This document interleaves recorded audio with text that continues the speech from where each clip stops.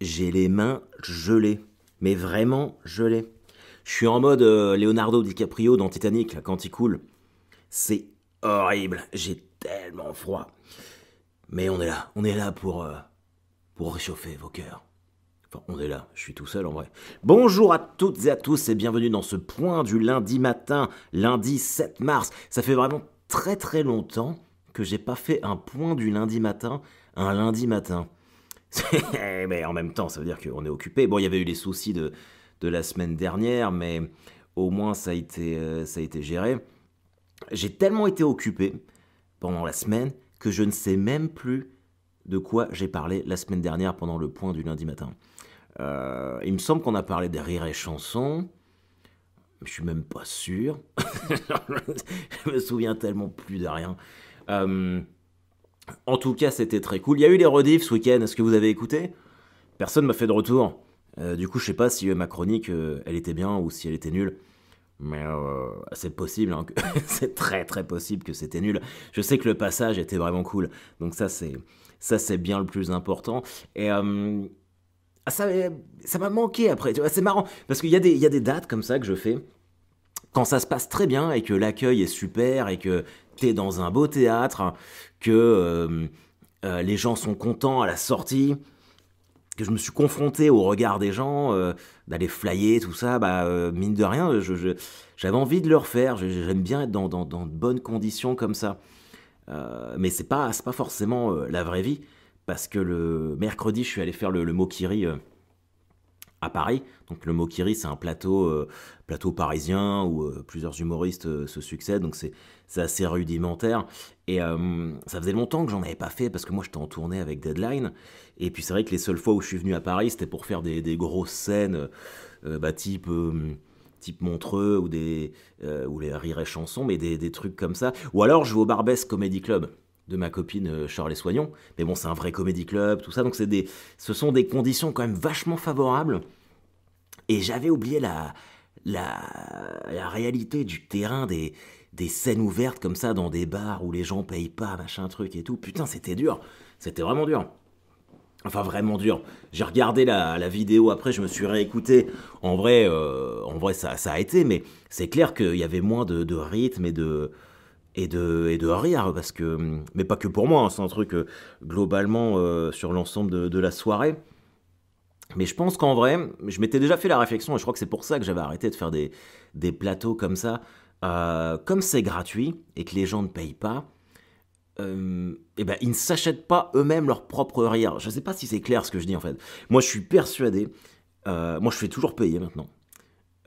Parce que, en fait, bah, j'estime que il y a, bon, évidemment, d'abord, il y a un travail fourni. C'est pas forcément dans un but lucratif, mais là, par exemple, je vais commencer à roder mon prochain spectacle à Caen, au El Camino, et je vais mettre une entrée à pas cher, peut-être 2 3 euros, mais en fait, c'est pour que les gens dans leur tête se disent: ah bah, on vient, on paye, on est là, on est concentré, machin truc, pour mettre de la valeur à quelque chose. Même si je suis d'accord, c'est vrai que les nouvelles blagues, quand elles sont parodées, n'ont peut-être pas forcément la même valeur intrinsèque en termes de rire qu'un passage qui a cartonné, qui est complètement maîtrisé. Mais bon, les nouvelles vannes, à un moment, faut bien les essayer, faut bien les tenter. Et l'écueil de ce genre de plateau, et ça va parce que moi j'ai l'expérience, parce que je fais ça depuis très longtemps, c'est qu'on peut arriver avec un nouveau passage et prendre un bide parce que bah, les gens sont là, ils payent pas, donc ils s'en branlent un petit peu, et repartir en se disant: ah bah en fait ça marche pas du tout. Et puis finalement, c'est un passage qui peut-être n'est pas aussi efficace qu'il devrait l'être à l'instant T, mais qui demande juste à être développé. Et nous, en fait, comme on n'a pas le retour ou qu'on se dit voilà, ça n'a pas marché, on l'enlève. Et ça, c'est une erreur. Alors si jamais vous voulez vous lancer dans le stand-up ou que vous en êtes à vos débuts, moi je sais que ça c'est une erreur que j'ai vraiment fait très souvent. D'aller sur des plateaux comme ça. J'ai rien contre le Mokiri, hein, c'est un plateau d'ailleurs qui est très cool, qui est itinérant parce qu'il vient à Caen, il va dans d'autres villes. Je parle en général, je prends l'exemple de ce plateau-là parce que j'y étais mercredi. Mais en fait, faut toujours, si l'idée est bonne et qu'on est persuadé qu'on trouve ça drôle, alors peut-être qu'il y a des reformulations, des trucs et des machins, mais je sais pas. Il faut persévérer. Alors après, il y a aussi le fait, ça va être un peu contradictoire ce que je veux dire. Je suis désolé parce que je suis en train de faire le bilan de cette soirée justement dans ma tête. Et le fait de verbaliser tout ça, ça m'aide à y voir plus clair. Je pense que c'est aussi inhérent au fait que ce soit à Paris. Parce qu'il y a tellement de plateaux de ce genre à Paris qui sont gratuits euh, qu'il n'y a plus trop d'efforts à faire en tant que spectateur. Parce que si je prends, par exemple, j'ai joué à l'Entrepote en Vendée, je crois que c'était en octobre. Bon, bah moi j'étais payé par l'Entrepote, mais le spectacle était gratuit pour les gens du bar en fait. Donc après, ils venaient voir un spectacle, ils venaient pas voir un plateau. Mais bon, c'est en province, même si j'aime pas dire ça en province, mais c'est en province, du coup il y a moins de possibilités annexes d'aller voir du stand-up et tout, donc probablement que la démarche des gens est beaucoup plus engagée à la base. Même s'ils payent pas, ils se disent tiens on va aller voir un spectacle, donc ils sont là. Paris c'est ouais c'est compliqué, mais alors moi, je suis là en ce moment, là, j'ai été vraiment en train de me comparer. J'ai des phases comme ça. Je crois que c'est les réseaux sociaux, hein, ça nous le fait tous. Mais où tu te compares, tu regardes les gens, tu te dis, ah, ils font mieux que moi, ah, nanani, nanana. Et en vrai, souvent, je me suis dit, ah putain, pas être à Paris, être à Caen et être en tournée, c'est préjudiciable pour moi parce que je rate plein d'opportunités, tout ça. Et ce qui est vrai, c'est clair que je rate des opportunités d'émissions, que je ne réseaute pas suffisamment. Ça, c'est clair et net que d'être à Paris, ça réglerait ce problème-là. Mais franchement, quand je vois le rythme et la vie de mes collègues humoristes à Paris, qui sont là à traverser Paris tous les soirs pour aller se faire des plateaux comme ça, où t'es payé à coups de lance-pierre tous les... Enfin, je suis pas certain que si j'avais dû faire ça, en fait, si j'avais dû le faire, créer ma carrière comme ça, en mode parisien, je pense pas que j'aurais continué. Ça aurait été trop violent pour moi. Enfin, violent. Ça m'aurait trop fait chier. En fait, c'est ça, ça m'aurait trop cassé les couilles. Tandis que, voilà, là, enfin, d'avoir commencé à Caen. euh, Bon, après, alors c'est vrai que mon parcours, il est quand même un peu. euh, il est pas banal, hein, il est juché d'embûches et puis de beaucoup de réussites à certains moments. Mais, euh, mais ouais, je pensais justement, j'en parlais avec Juliette qui gère le spot du rire, qui était là justement au Mokiri mercredi. Et je me dis qu'en ce moment, je suis pas en train de dire que je vais arrêter ma carrière ou quoi que ce soit, mais je pense quand même à l'après. Je me dis qu'est-ce qui va se passer si au moment où ça va moins bien marcher, où j'en aurai marre, ou je sais pas, ou voilà, où faudra s'arrêter. Et j'essaye d'être en paix avec moi-même par rapport à ça. Alors je suis pas en train de dire que je suis en train d'abandonner, hein. J'ai- Je suis toujours là, les maboules. Mais j'essaye d'enlever ça parce que ça me pèse au-dessus de la tête depuis que je suis parti en tournée avec Blanche, je crois, où le fait que ce soit moi qui parte avec elle, j'ai quand même longtemps eu ce syndrome de l'imposteur au-dessus de ma tête, de me dire mais pourquoi moi les gens vont se rendre compte bientôt que je suis nul, c'est pas possible, je suis pas drôle, tout ça. Et je vis en fait avec l'idée que tout va s'arrêter à un moment. Euh, et finalement, ça m'angoissait pendant longtemps, parce que j'avais du coup ce syndrome de l'imposteur. Mais au fil des ans, j'ai quand même réussi à en faire une force, dans le sens où je me dis, bon, bah, si tout doit s'arrêter, je perds pas de temps et j'essaye d'emmagasiner un max de réussite possible maintenant. Ce qui fait, je crois que c'est l'explication qui fait que je suis productif en termes d'écriture euh, et que je travaille sans cesse. Mais sinon, sinon j'ai déjà retrouvé ma reconversion là. Si ça doit s'arrêter, je deviendrai vendeur de lombric chez Jardiland. Voilà, je sais pas pas ce que vous en pensez, mais en fait, ça me plairait bien. Ou alors, je vais devenir vendeur de tracteurs John Deere dans le Poitou. Vous savez, en mode américain pour de vrai, avec les grosses vestes à carreaux, machin truc, la barbe. J'aurais un pick-up, un truck Dodge, un peu rouillé sur les bas-côtés parce que je roule dans la neige avec. Je roulerai tous les matins en écoutant de la country, le métal, ce sera terminé. J'aurai un mug de café à la main. Et je chanterai I've been around, around. Ouais, je pourrais presque être heureux, je pense. Tiens, je lisais une citation de Diderot qui disait notre seul devoir dans la vie, c'est d'être heureux. Voilà, donc il faut le faire. Je parle de ça là parce que bon, il y a des moments où je fais des bilans comme ça sur ma vie, sur ma carrière, où j'en suis. C'est pas forcément, comme je vous le disais, hein, c'est pas forcément négatif. Je suis plutôt dans un mood tout à fait correct.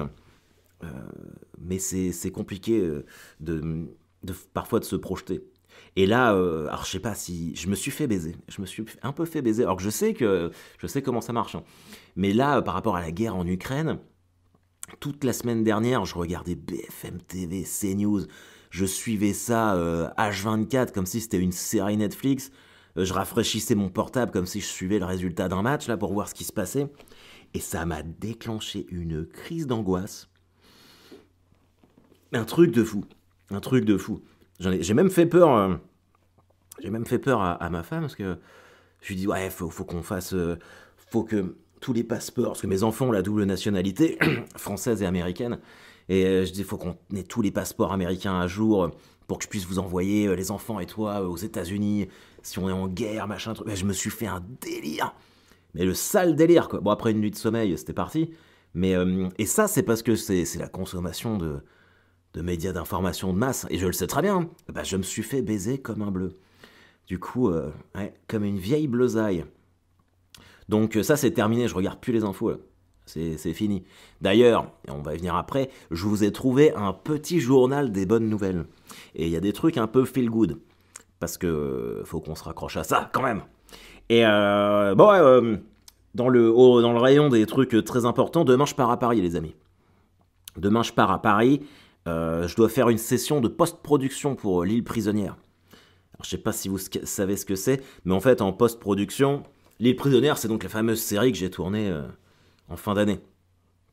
Et la post-production, c'est par exemple quand il y a des dialogues et que je sais pas bah, où le micro n'était pas assez près, ou alors il y a eu un bruit annexe, ou alors j'ai savonné et j'ai fait et qu'il faut faire une reprise. Bah en fait, donc je viens, là j'ai 40 minutes d'enregistrement à faire, donc je suis dans une salle de post-prod, et je vais redire mes répliques pour bah, qu'il y ait une nouvelle prise de son avec un son clean, ou une réplique où je ne savonne pas. Mais je sais pas pourquoi encore.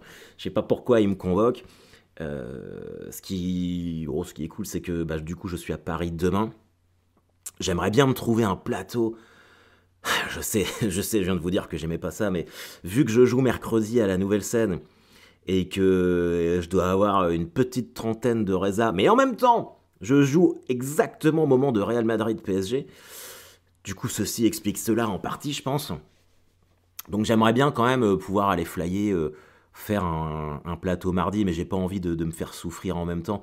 Parce que ça te remet, enfin, ça peut un peu péter ta confiance. Donc je vais essayer de trouver ça, mais c'est vrai que je suis pas motivé à l'idée de faire des plateaux, des machins, ça me casse un peu les couilles. Mais bon, en tout cas je suis quand même content parce que voilà, depuis le mois de septembre, même mai, on peut remonter à mai, et que je me suis lancé dans cette aventure de Deadline, avec Ambre, avec vous tous, qui êtes venus voir le spectacle quand c'était en rodage, et plus il s'est affiné jusqu'aux dernières versions. Bah, le but c'était quand même d'arriver avec un stand-up d'une heure bien solide pour Paris, voilà, et pas faire ce que j'avais fait sur le spectacle d'avant, Sous pression, où c'était l'inverse. J'avais fait le rodage à Paris, à la Comédie des Trois Bornes, qui avait été horrible. Parce que j'étais pas habitué aux scènes parisiennes, parce que j'avais pas le recul nécessaire, parce que j'étais encore trop fragile. Et du coup, je suis parti après en tournée avec un. Enfin, c'était ce qu'il ne fallait pas faire, mais qui n'était pas de mon fait, parce que c'était imposé par la production de l'époque. Et bah là, je sais pas si je remplirai à Paris. J'ai bien conscience que c'est dur, mais je suis dans un théâtre super cool, à la Nouvelle Scène, qui est géré par des gens très très gentils.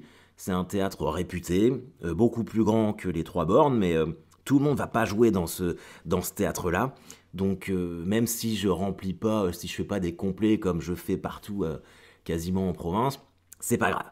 L'important, c'est de continuer à y aller, de se faire des sessions très régulièrement là-bas, et puis petit à petit, ça va se remplir. Il n'y a pas de raison, il n'y a pas de raison. On peut très bien, les amis, avoir plein de maboules de Paris qui d'un seul coup arrivent. Donc voilà, je suis excité. Je le dis aussi, pas non seulement pour me convaincre moi, mais parce que je le pense. C'était pas forcément acquis que je fasse un retour à Paris. Donc voilà, après le bouche à oreille. Et puis je pense qu'en fait, il faut vraiment s'en battre les couilles. J'en parlais avec Aymeric Lompré quand j'ai fait la captation de la relève du rire à Lille, parce que c'était filmé à Lille. Et lui, il était venu là pour boire des bières, et puis juste en mode pote, parce qu'il connaissait pas mal des humoristes présents. Et à la sortie de mon passage, il me demandait comment ça s'était passé. Et moi, j'étais un peu chafouin parce que pour moi, je m'étais mis un peu la pression et que du coup, j'avais pas joué le passage comme j'avais envie de le faire. Et en fait, il m'a dit un truc que j'avais déjà noté sur certains de mes passages. Il me fait la clé vraiment, c'est de plus en avoir rien à branler. Et en fait, c'est vrai. Toutes les fois où je suis parti, mais vraiment détaché, sans prendre le truc par-dessus la jambe, hein, bah c'était mieux. En fait, j'étais plus libéré. Alors évidemment, il faut arriver à arriver en fait à ce niveau de libération. Mais là, pour Paris, en fait, à un moment, je me dis, ouais, je sais pas qui va venir parce que voilà, il y a quand même des gros noms qui m'ont dit qui allaient venir.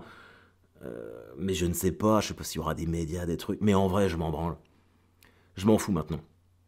Je m'en fous, je fais mon truc. Moi, si ça fait rire les gens qui aiment mon travail, c'est le principal. Je sais très bien que des journalistes comme Télérama, tout ça, ils détestent ce que je fais. Et bah tant pis, voilà, ils ont le droit. Mais, mais on va pas changer. Je vais pas changer, me foutre une pression supplémentaire pour ça.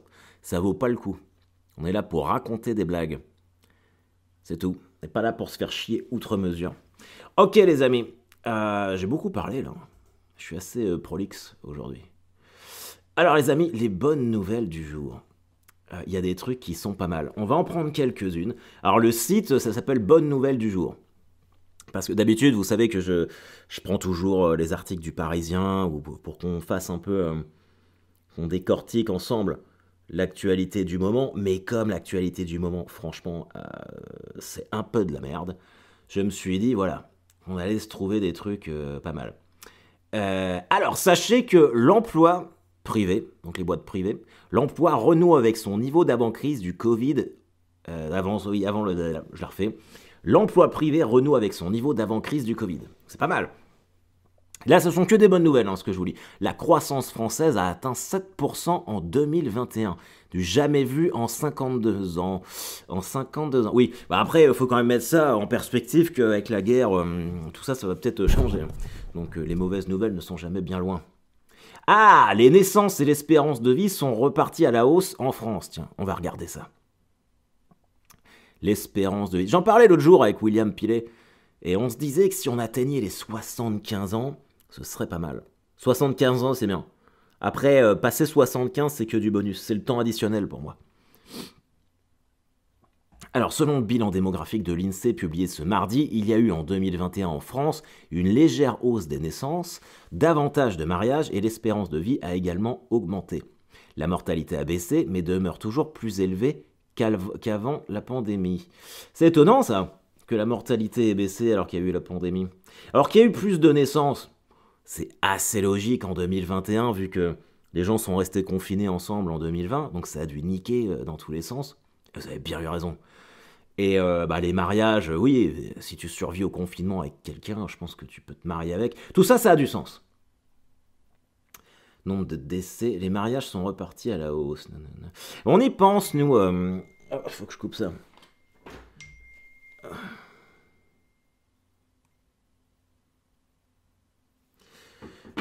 On y pense, nous, à se remarier avec Elisabeth. Un mariage à Vegas. Ça serait cool. Avec Elvis Presley qui te marie. Tu prends un SDF comme témoin. J'aime bien cette idée. Je pense que si on peut le faire, on va le faire. Alors pourquoi... Ok, bah ok, super. Nanana.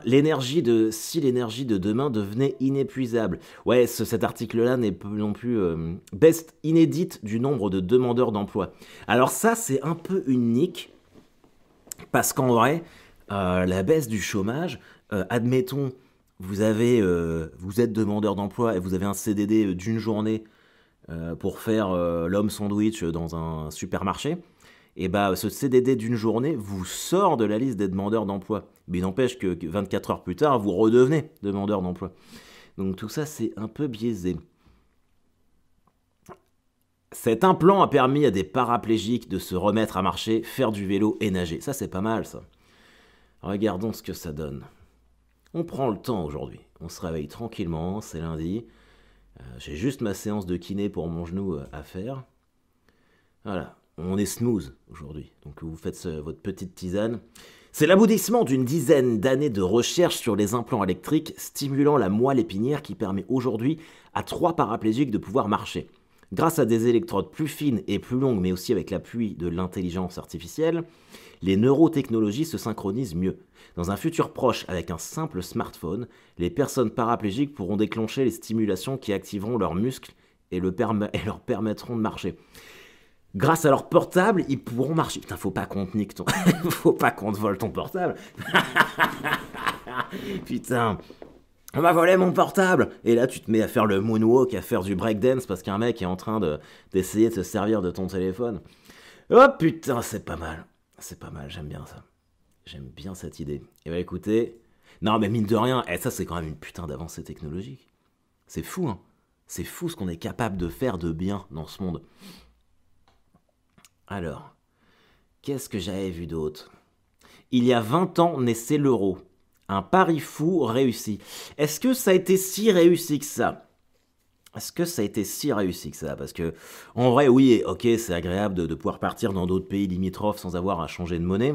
Quoique, si on prend mon cas à moi, qui suis plus proche de l'Angleterre que de Paris, je dois toujours changer en livres sterling. Mais la vie a tellement augmenté... avec le passage à l'euro. Alors bon, je lisais ça l'autre jour.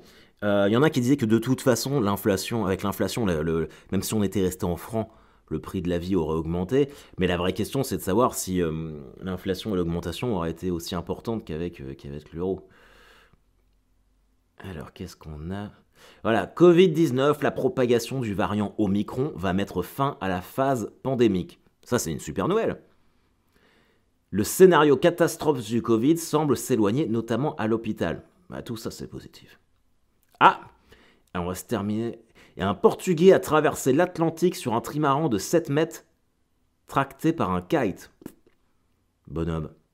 Jean-Jacques Savin a entamé sa traversée de l'Atlantique à la rame. Bon alors, putain. J'espère qu'il rame vraiment, que c'est pas son smartphone qui le fait ramer. Allez. Optimisme, 5 façons de gagner 10 ans d'espérance de vie. Vous êtes prêts? Ne cédez pas à la pensée catastrophique. Bah ça c'est pour moi. Numéro 5. Je vous les lis. Allez, putain de cookie de merde. Il est important de ne pas laisser la peur et les scénarios dramatiques vous gagner. Mais... Ah Non, bloqué. Ok. Pardon. Votre papa consulte pour des douleurs abdominales, la pensée catastrophique vous amènerait à craindre un cancer du côlon. Or, si vous pensez au pire pour chaque événement dans la vie, votre tension n'aura pas de répit. Oui, parfois des drames arrivent dans la vie, mais ce n'est pas en les redoutant à chaque coin de rue que vous les éviterez pour autant, bien au contraire. Moi, je suis très frappé par ça, hein, par la pensée catastrophique. Mais c'est un côté exorcisme aussi, c'est-à-dire qu'en fait, je pense au pire... pour me préparer, et puis au final, c'est toujours pas le... Enfin, pour me préparer, ouais, c'est vrai, mais Ok. Alors, une autre. Ça a du mal à charger aujourd'hui. Allez. Allez. Putain de merde. Bon, bah j'ai que le numéro 5. On va retenir ça. Ne cédez pas à la pensée catastrophique. Ah, pourquoi? Pourquoi tu me fais ça? Site inaccessible. Ça se trouve, je vais me prendre un vieux virus de merde.